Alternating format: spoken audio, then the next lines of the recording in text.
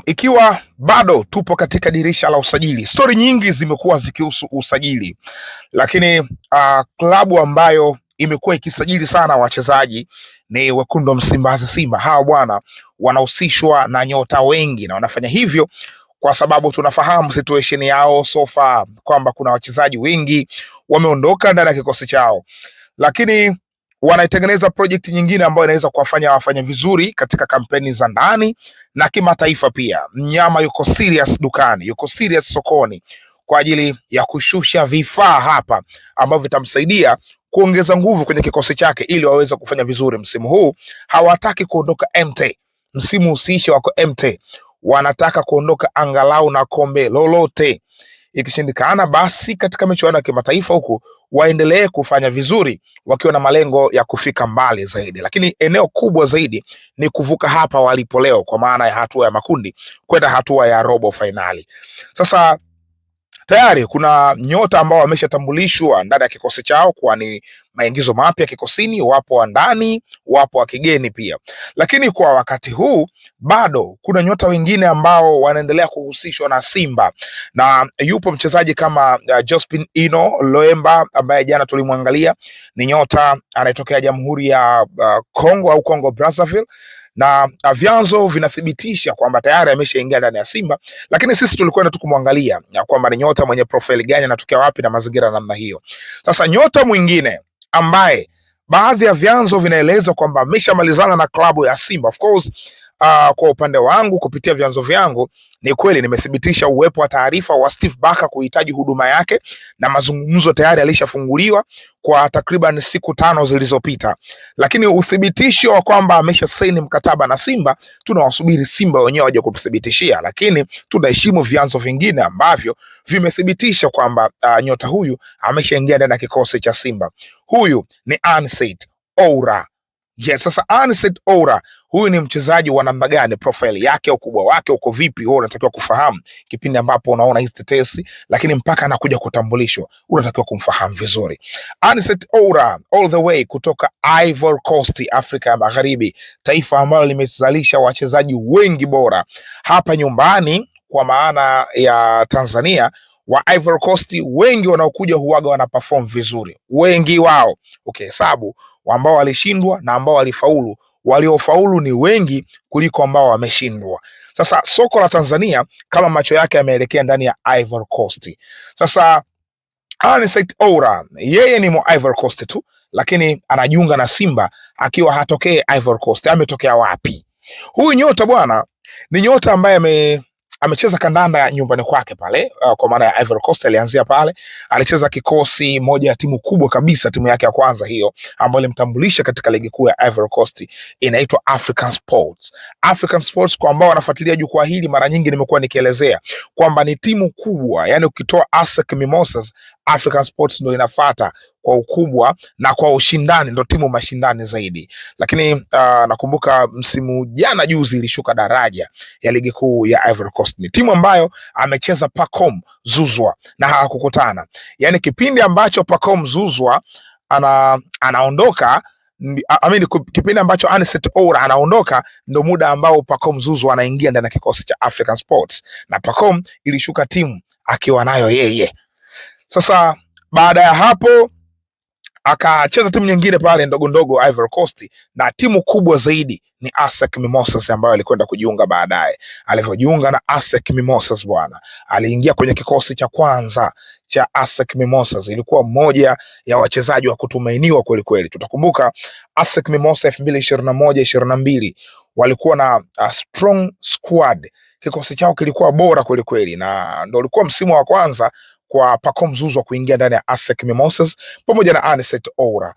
Katika msimu ule ASEC walishiriki Confederation Cup, waliishia group stage tu, lakini ilikuwa ni timu imara kweli kweli. ASEC ile ilikuwa ni ASEC strong kweli kweli.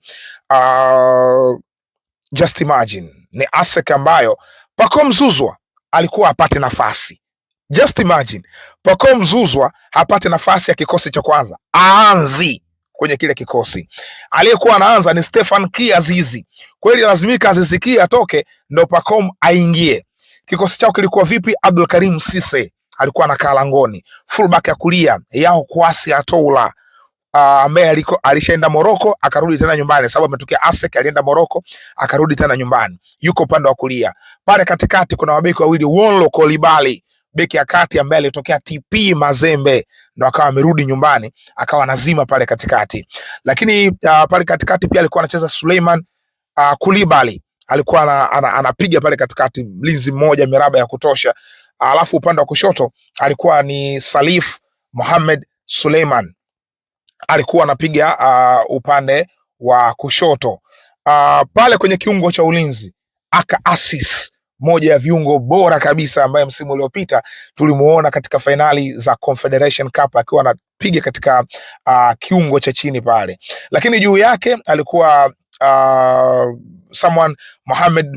Mohamed Dumuya. Mohamed Dumuya alikuwa anacheza namba 8. Yes. Lakini upande wa kulia alikuwa Kramo Aubin Kwame. Yes, alikuwa anatokea mbavu moja. Anicet Oura, mbavu Kramo Aubin, mbavu Anicet Oura. Hiyo ni panga pangua hiyo. Nambari 10 pale anazima Stefan Ki Azizi, na Azizi Ki anazima namba 10 baada ya kuondoka Omar Diakite. Yes, kwa hiyo Azizi Ki anazima namba 10, alafu juu yake anasimama Karim Konate, moja ya washambuliaji chipkizi ambao alifanya vizuri baadaye kanda zake huko Austria. Kwa hiyo ilikuwa ni ASEC Mimosas, kikosi cha kwanza kimekamilika hiyo. Bwana, hiyo ASEC ilikuwa moto hiyo.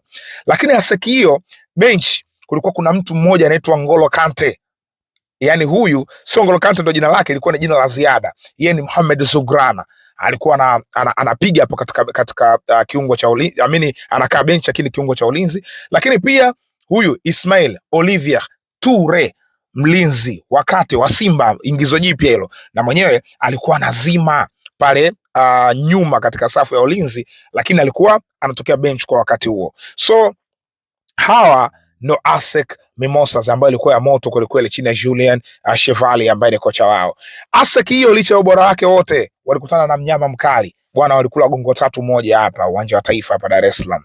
Anapiga bao Stefan Ki Azizi, lakini wenyewe sasa wanaruhusu mabao 3. Peter Banda anapiga bao, Shomari Kapombe anapiga bao, Pape Osman Sako anapiga bao la acrobatic ambalo linakwenda kuingia katika kinyang'anyiro cha tuzo ya goli bora Afrika na kushinda tuzo ya goli bora Afrika ule msimu. Ndio hiyo ASEC ya moto. Anicet Oura alikuwa anazima mbavu moja, Aubin Kwame alikuwa anazima mbavu moja. Hao wote wawili, huyu Aubin Kramo alishawahi kuja ndani ya Simba, lakini mambo hayakwenda vizuri kutokana na series za majeraha, ililazimika kuondoka kikosini. Lakini Anicet Oura ndo amekuja sasa. Kwa hiyo wale ambao walikuwa wanatamani kumuona Aubin Kramo, pacha wake amekuja Anicet Oura.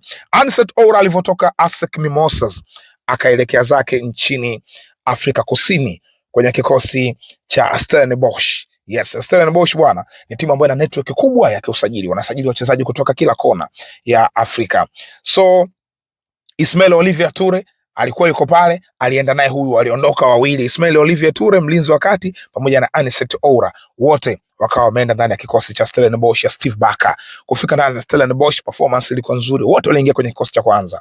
Anicet Oura kwenye kikosi cha kwanza, kwenye kikosi cha kwanza pia aliingia Olivier Toure, performance nzuri ambayo aliionyesha bwana. Misimu miwili ambayo alisaini pale, huyu Anicet Oura alicheza msimu mmoja tu, alicheza michezo 35 akafunga mabao 8. Baadaye msimu uliofuata sasa wa 2024-25, yani msimu uliopita, Anicet Oura hakuwepo kikosini, alitolewa kwa mkopo na timu ya Qatar. Kwa hiyo akaenda Muathar ya Qatar kwenda kucheza. Amefika kule huku ndo Stellenbosch ule msimu wanakwenda kushiriki michuano ya kombe la shirikisho Afrika. Kwa hiyo kombe la shirikisho Afrika msimu uliopita wanafika mpaka semi final. Anicet Oura hayupo kikosini, yupo Qatar, anacheza kwa mkopo. Baada ya mkopo wake kumalizika kule Qatar, akaenda kujiunga na timu ya Finland. Yes, baada ya kucheza Finland kwa kipindi kifupi akavunja mkataba wake.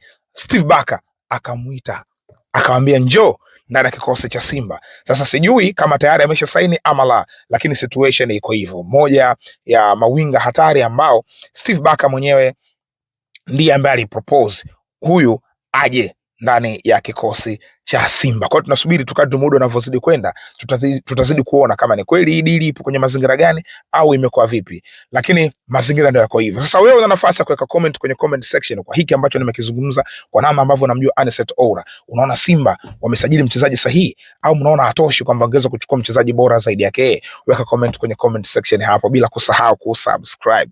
Hii ni Mzinga Sports. Bado taarifa ziko nyingi za usajili. Simba wanazo nyingi zaidi. Tutarudi tena hapa kuangalia nyota mwingine.